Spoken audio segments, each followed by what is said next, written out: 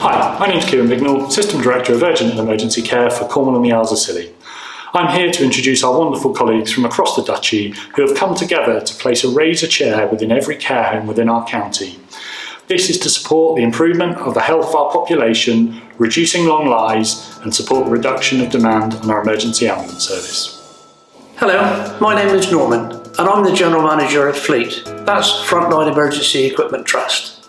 Over the years, Fleet has provided much needed equipment for the ambulances in Cornwall and saved many lives.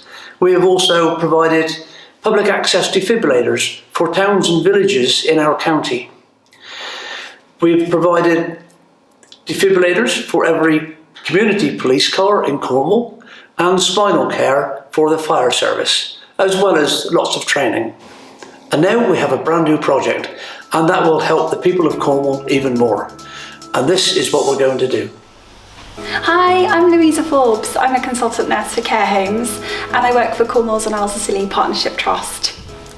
So I'm really excited to be part of this programme of work to provide 221 care homes in Cornwall with a free Raizer chair.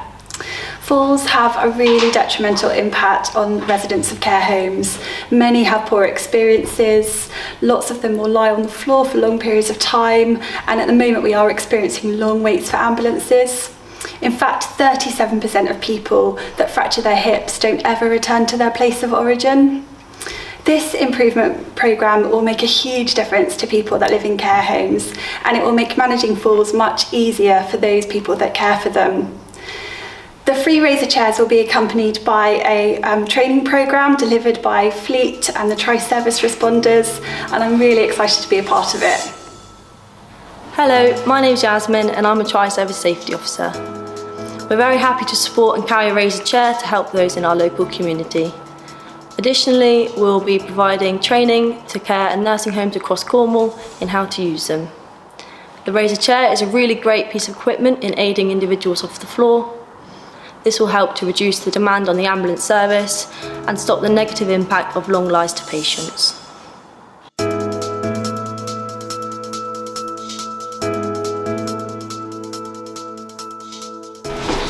Hello, it's me again. I'm going to tell you about the specifications of the Raizer 2. It's light, it's portable, it has a total weight of 14 kilograms. This is the lifting device, the Raizer chair. It can lift patients of all sizes up to 23 stone.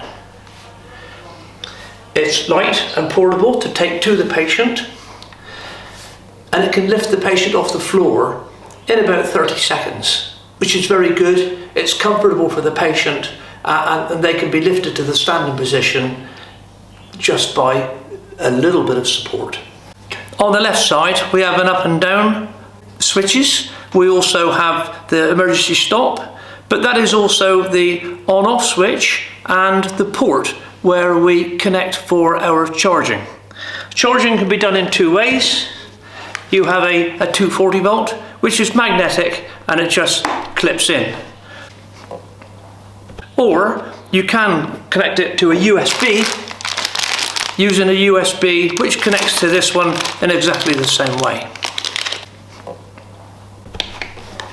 Having selected whichever way you want to charge it, then as soon as you plug it in, you will hear the noise to tell you that it's charging, and you can see the indicator lights. It takes up to 6 hours to charge, and by the time it's done, then all the lights will be green. When I finish charging, I can take the lead out and turn the machine off. In your backpack, you have a demonstration, just in case you forget, of how to get somebody off the floor. It's a little reminder for you, a user's guide. You have a sheet that if the patient is a little bit moist, then you can put the sheet over the chair to protect it, a disposable sheet. You have 2 back supports and 4 legs. I'll show you those in greater detail. Okay, now that I've taken the kit out of the bag and I've laid it out so as you can see the way that it goes on the floor around the patient. So the seat will go underneath the patient's bottom and the patient will be that way. You've got a leg either side and a back support on each side Also with the back support, in the black bag you will have a safety strap. Put them on as soon as you get them and leave them on. The next thing is, once you've got the patient in place and got this underneath the patient, we're going to put the back supports in place.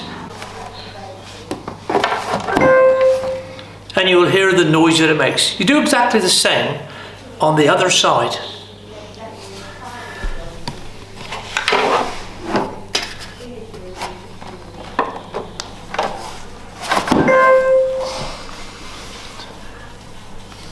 Now we do the legs. And each one of them gives a confirmation noise to say that it's connected.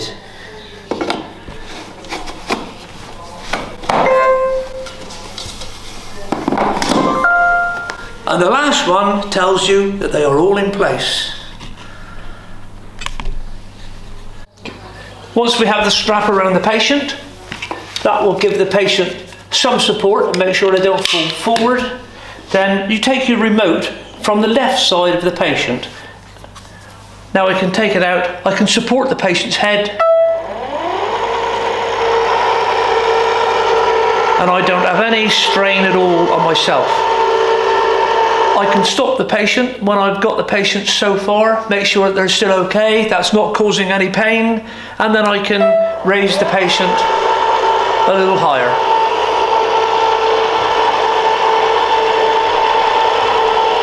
I can stop again just to check the patient is okay, no problems, nothing hurting, and off we go to the standing position.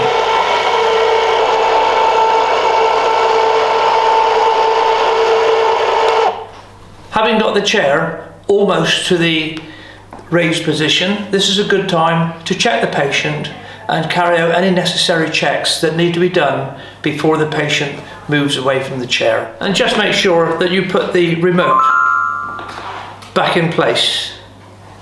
Otherwise, it will alarm to tell you to put the remote back.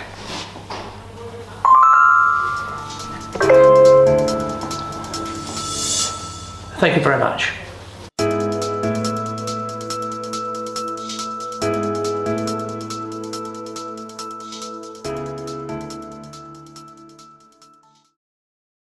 In this scenario, we will assume that the patient has experienced a non-injury fall and has been deemed safe to lift. We make the patient comfortable, remove obstacles, and fetch the Raizer chair.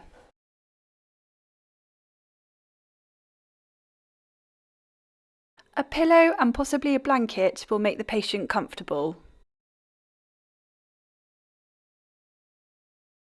In this example, we have 2 care staff, but the Raizer chair is designed to be used by a solo operator. Now we have the Raizer chair at the patient's side, we assemble the component parts around the patient. As demonstrated, we begin by lifting the patient's knees and sliding the seat unit beneath them. If the patient reports any new pain, stop and reassess. Having correctly placed the seat unit, the next step is to correctly position the back supports so they are ready to be inserted into the seat unit. To achieve this, gently roll the patient from either side by placing their arms across their chest. In this example, we are putting the backrests in first, but this can be done in any order. Explain this activity to the patient so they feel reassured, and continue to assess them throughout this process and manage appropriately.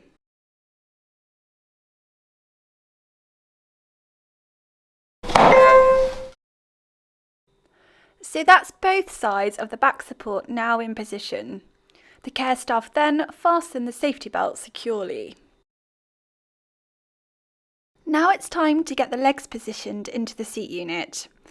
Again, this can be done in any order, and for note, they are all exactly the same size and can fit into any of the ports within the seat unit. A helpful feature is the confirmation sound, which assures the operator that the legs are correctly inserted. When all 4 legs are correctly positioned, a different tone will sound to confirm that you're ready to lift. Remove the remote from the left-hand side of the seat unit, and it's time to begin the lifting process. Now let's provide gentle support to the patient's head. Press the up button on the remote and explain to the patient that they will begin to rise. As always, provide reassurance throughout. Once the patient begins to move off the floor, we recommend that you pause at intervals, assessing for new pain and discomfort and giving an opportunity for further reassurance. Encourage the patient to position their feet beneath them to begin to take their own weight. If they require a standing or walking aid, have this to hand. Before we release the patient's safety belt, it is crucial that the final checks are made to ensure that the patient can weight bear and is safe to mobilise.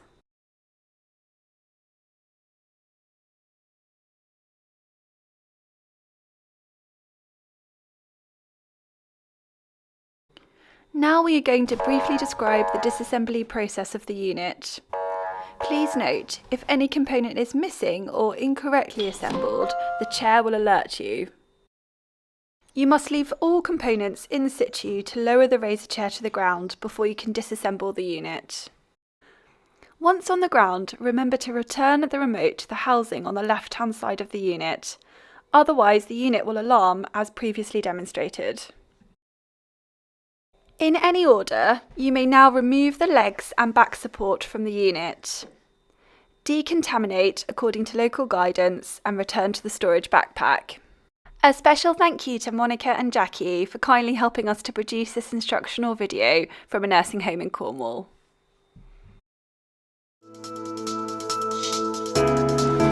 Thank you!